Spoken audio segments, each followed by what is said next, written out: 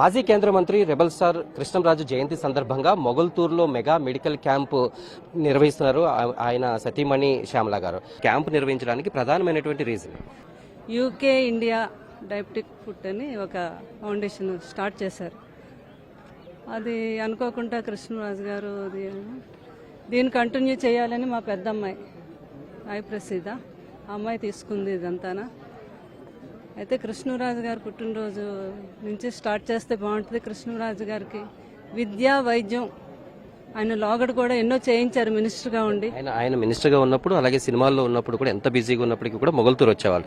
ఎవరైనా విద్య విషయంలో కానీ వైద్యం విషయంలో కానీ సాయం కోరి వస్తే ఆయన అనుచరులతో కూడా ఎప్పుడు చేయిస్తుంది. ఇప్పుడు అదే కొనసాగించడానికి మీరు ఎటువంటి భవిష్యత్ కార్యాచరణ అనేది చేయబోతున్నారు?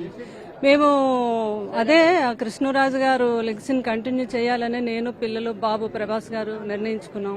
అట్లాంటి ఆపరేషన్స్ మేము ఎవ్రీ ఇయర్ మా ట్రస్ట్ తరఫున 2 చేయించాలని ఫ్రీగా. ప్రజలకే కాదు, మా మొగల్తూరు వాస్తవులకే కాదు, మొత్తం ఉభయ గోదావరి జిల్లాల్లో కూడా ఎవరికి ప్రాబ్లం ఉన్నా కూడా మేము ముందుంటాము. అయితే ప్రజలైతే మీరు రాజకీయాల్లో రావాలనేటటువంటిది ప్రజలైతే కోరుకుంటున్నారు. దానిపైన మీరు ఏదైనా నిర్ణయం తీసుకున్నారు? అంటే నా నిర్ణయం ఏమి ఉండదండి.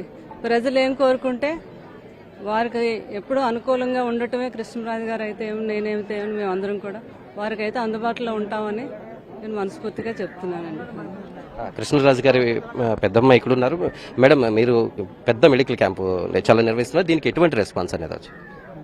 రెస్పాన్స్ అంతా చాలా బాగా వచ్చిందండి. మేము ఎక్స్పెక్ట్ చేసిన దానికంటే చాలా ఎక్కువే వచ్చింది.